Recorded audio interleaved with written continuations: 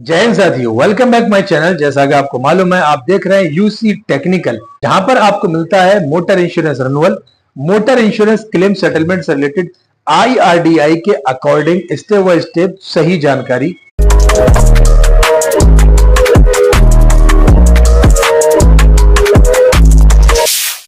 आज का वीडियो बहुत ही ज्यादा इंपॉर्टेंट होने वाला है, इसलिए इसको बिना स्किप किए आपको देखना पड़ेगा, क्योंकि आज के वीडियो में हम ये जानेंगे कि थर्ड पार्टी इंश्योरेंस क्या क्या चीज को कवर करता है और उन चीजों का क्लेम का प्रोसेस क्या रहता है। क्योंकि थर्ड पार्टी को लोग बहुत ज्यादा लाइटली लेते हैं, और आज का वीडियो अगर आपने बिना स्किप किए लास्ट तक पूरा देखा तो आई गारंटेड कि आप कभी भी अपनी गाड़ी का थर्ड पार्टी इंश्योरेंस करवाने के लिए कोई भी लापरवाही नहीं करेंगे, क्योंकि आपको मालूम हो जाएगा कि थर्ड पार्टी का कितना बड़ा महत्व है। अगर चैनल पे पहली बार आए तो चैनल को सब्सक्राइब कर देना, साथ ही अगर वीडियो सही लगे आप तो लास्ट में एक लाइक करके वीडियो पे जरूर जाना। तो भाई, अगर आपकी गाड़ी से बाइक या कार या ट्रैक्टर या ट्रक कोई भी गाड़ी है, उससे अगर कोई बंदे को नुकसान पहुंचता है तो इंश्योरेंस कंपनी या कोर्ट किस तरह से क्लेम करती है, या हमें किस तरह से क्लेम को अल्टीमेट करना है जो आसानी के साथ हमें गाड़ी का क्लेम वहां से मिल जाए। तो सबसे पहले हम ये समझ लेते हैं कि थर्ड पार्टी इंश्योरेंस क्या क्या चीज को कवर करता है। बात तो सही है। तो थर्ड पार्टी इंश्योरेंस तीन चीजों को कवर करता है: डेथ क्लेम,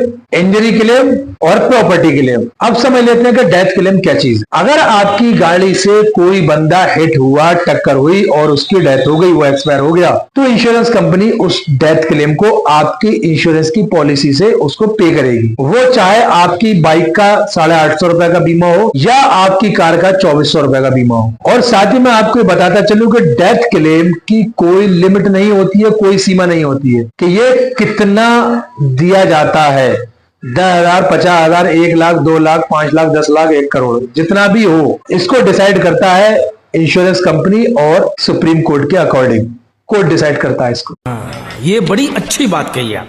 अब दूसरे नंबर पे आ गया हमारा इंजरी क्लेम। तो इंजरी क्लेम की भी कोई लिमिट नहीं है, ये भी आईआरडीआई की गाइडलाइन के अकॉर्डिंग इंश्योरेंस कंपनी और कोर्ट ही डिसाइड करता है कि कितना क्लेम होना चाहिए। और थर्ड नंबर पे आता है हमारा प्रॉपर्टी डैमेज का। तो प्रॉपर्टी डैमेज का एक लिमिट रखा गया है आईआरडीआई ने, जो 7,50,000 रुपए तक है। प्रॉपर्टी डैमेज का मीन्स कोई गाड़ी डैमेज हो गई, आपकी गाड़ी से किसी गाड़ी को टक्कर हो गई, तो उसका मैक्सिमम 7.5 लाख रुपए तक का ही इंश्योरेंस कंपनी क्लेम देगी। या किसी के कोई दुकान डैमेज हो गई, या किसी का घर का दरवाजा डैमेज हो गया, तो ये प्रॉपर्टी डैमेज का है, उसका लिमिटेड है, यानी फिक्स है कि 7,50,000 रुपए से ऊपर का नहीं दिया जाएगा। वो उसके अंदर अंदर का 50,000 का हो या 5 लाख का हो या लाख का हो, वो मिलेगा आपको। अब समझ लेते हैं कि कभी अगर हमारी गाड़ी से थर्ड पार्टी एक्सीडेंट हो जाए, केस आ जाए, तो क्या करें। सबसे पहले करना क्या है? तो पहले ये करना है कि सबसे पहले नंबर पे आपको करनी है एफआईआर। जो भी जिस जगह भी आपका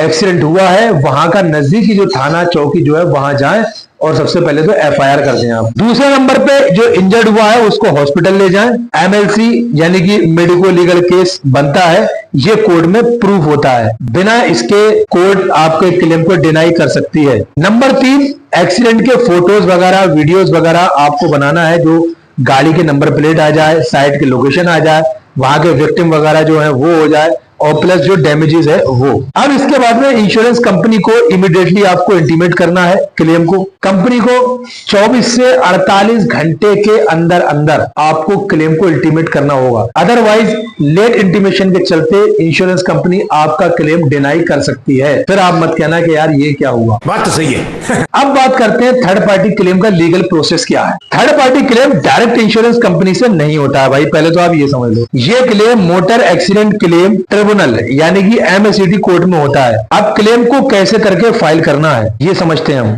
तो विक्टिम या विक्टिम का परिवार एमएसीटी कोर्ट में पिटीशन फाइल करता है against owner, against driver, against insurance company. फिर कोर्ट सारे एविडेंस देखता है, जैसे कि एफआईआर हो गया, एमएलसी या पीएम रिपोर्ट हो गया, आई विटनेसेस हो गए, एक्सीडेंट फोटोज हो गए, ड्राइवर लाइसेंस हो गया, आरसी हो गया और इंश्योरेंस पॉलिसी हो गया। ये सारी तहकीकात करने के बाद, छानबीन करने के बाद में जब कोर्ट को लगता है कि सब कुछ सही है, फिर कोर्ट जो है वो कंपनसेशन चार्ज करता है कि भाई इतने रुपए आपको देने हैं, फिर वो पैसा इंश्योरेंस कंपनी पे करती है। इस तरीके से होता है। ऐसा नहीं आप सोचते हो कि डायरेक्ट इंश्योरेंस कंपनी को हम कॉल करें और वहां से कोई बंदा आए देखे वाले और वहां से दे देना। थर्ड पार्टी क्लेम की जो भरपाई होती है वो एमएसएटी कोर्ट से ही होती है। वहां आपको पिटीशन कर डालनी पड़ेगी, तभी आपका ये केस मिलेगा। डायरेक्ट जैसे कि गाड़ी का क्लेम होता है उस तरीके से नहीं है कि सीधे इंश्योरेंस कंपनी आपको पे करेगी। ये इसके लिए आपको कोर्ट में जाना ही जाना है, तभी आपको क्लेम मिल पाएगा। ये बड़ी अच्छी बात कही आप। अब इन कंपनसेशंस को हम अलग अलग समझ लेते हैं, डेथ क्लेम को, इंजरी क्लेम्स को और अपना प्रॉपर्टी क्लेम को, कि कोर्ट किस तरीके से इसको जो है डिसाइड करता है, किस बेसिस पे देता है कि भाई इतना देना है, कि लाख रुपए देना है, कि 10 लाख देना है, कि 1 करोड़ देना है, कि 5 लाख देना है। ये कोर्ट डिसाइड कैसे करता है, किस तरीके से कैलकुलेशन रहती है कोर्ट की। तो सबसे पहले समझते हैं हम डेथ क्लेम की क्या कैलकुलेशन है कोर्ट की।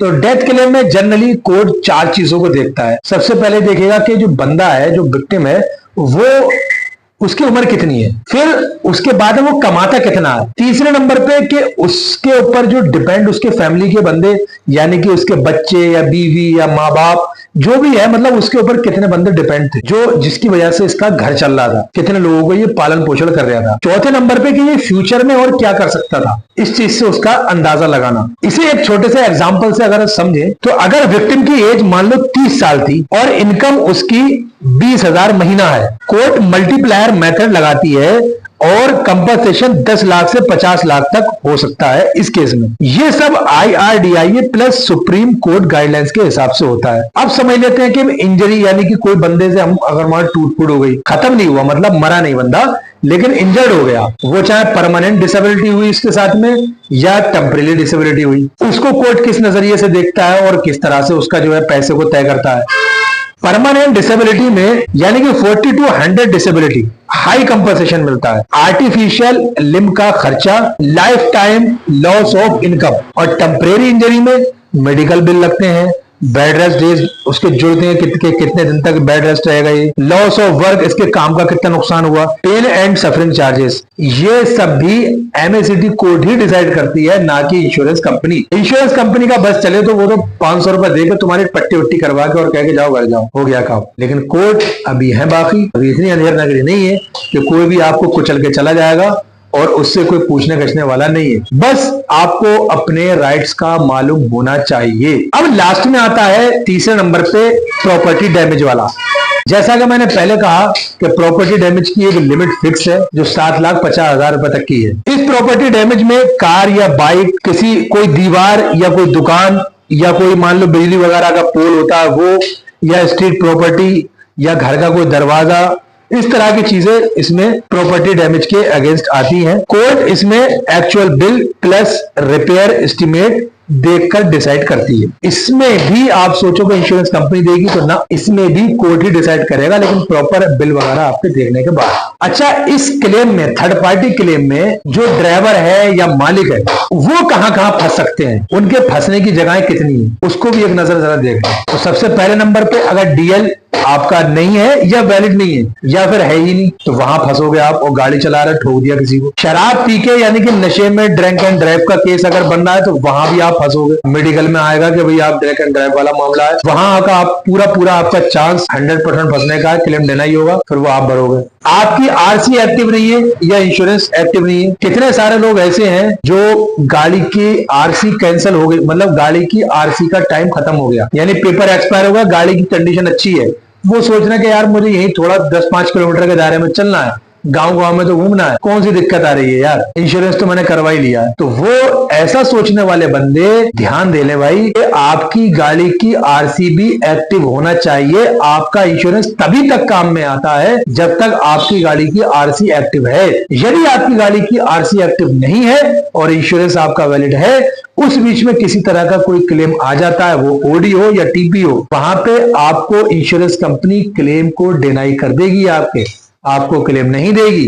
फिर आपने चाहे इंश्योरेंस अपना कोई भी करा रखा हो, क्योंकि आपकी गाड़ी की आरसी एक्टिव ही नहीं है, वैलिड ही नहीं है, रोड पे चलाने के लिए है ही नहीं, वो क्यों चला रहे हो। तो ये बहुत सारे लोगों के साथ देखा गया भाई, इस चीज का बहुत ज्यादा ध्यान रखें। अब कंपनी पैसा अगर किसी कंडीशन में दे भी देती है, ये सारी चीजें मान लो डीएल नहीं है या आरसी एक्टिव नहीं है या फिर ड्रंक एंड ड्राइव है, तो भाई फिर वो आपसे रिकवरी कर लेगी हर हाल में, आपकी प्रॉपर्टी जब्त करे, आपका घर छीने, कुछ करे, फिर वो पैसा आपसे जब्त करेगी। अब बात आती है ये कि ये थर्ड पार्टी क्लेम में टाइम कितना लगता है। यदि कोई बंदा आपसे कह रहा है भाई मैं 1 महीने के अंदर अंदर करा दूंगा थर्ड पार्टी क्लेम को, वो आपके साथ फ्रॉड कर रहा है, चीट कर रहा है, गलत कह रहा है। 1 महीने में थर्ड पार्टी का क्लेम नहीं निपटता। पहली बात तो ये है। थर्ड पार्टी क्लेम सेटलमेंट में 6 महीने से कम 6 महीने और ज्यादा से ज्यादा 1.5 साल से 2 साल, इतना टाइम उसमें लगना ही लगना है। अगर आपके सारे एविडेंस और डॉक्यूमेंट प्रॉपर हैं और आपका वकील तेज है तो 6 से 8 महीने के अंदर अंदर वो आपका क्लेम दिलवा देगा।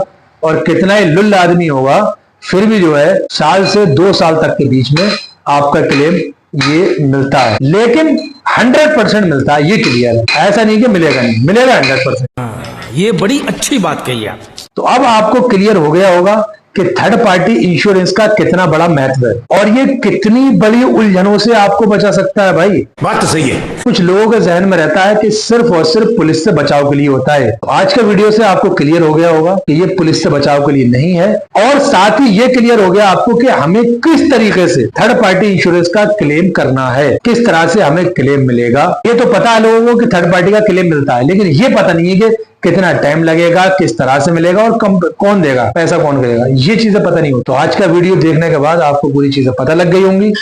अगर अभी भी कहीं कुछ समझ में नहीं आया है, कुछ रह गया है जो आपको समझ ना आया हो, तो नीचे आप कमेंट बॉक्स में मुझसे मालूम कर सकते हैं। मैं आप पूरी कोशिश करूंगा कि आपको उसका रिप्लाई कर दूं। अधिक जानकारी के लिए डिस्क्रिप्शन में व्हाट्सएप का नंबर है, उसे उठाइए, सेव करिए और हमसे व्हाट्सएप पे सीधे कांटेक्ट करिए। या फिर आपकी गाड़ी का इंश्योरेंस रिन्यूअल होने वाला है, ये थर्ड पार्टी इंश्योरेंस आपने कराना है, हम आपको बेस्ट इंश्योरेंस कंपनी की बेस्ट कोटेशन, बेस्ट डिस्काउंट पे प्रोवाइड कराने के लिए यहाँ बैठे हैं। और रब न करे कभी भी आपकी गाड़ी के साथ किसी भी तरह का कोई भी क्लेम आता है तो 100% आपके सपोर्ट के लिए हम यहाँ बैठे हैं, all over India motor claim settlement के लिए। अगर वीडियो सही लगा हो तो एक लाइक करके जरूर जाना, साथ ही फ्रेंड के सर्कल में अपने शेयर जरूर कर देना। क्या मालूम किसी की 1-8% इस वीडियो को देखकर नॉलेज गेन हो और वो बड़े हादसे से बच सके। और साथ ही चैनल पे पहली बार आए तो चैनल को सब्सक्राइब कर देना और बेल आइकन वाला बटन दबा करके नोटिफिकेशन पे ऑल को सिलेक्ट कर देना, जिससे कि सबसे पहले हमारा नोटिफिकेशन आप तक पहुंचता है। मिलते हैं फिर किसी नेक्स्ट वीडियो में नेक्स्ट टॉपिक के साथ में। याद रखना, जय हिंद।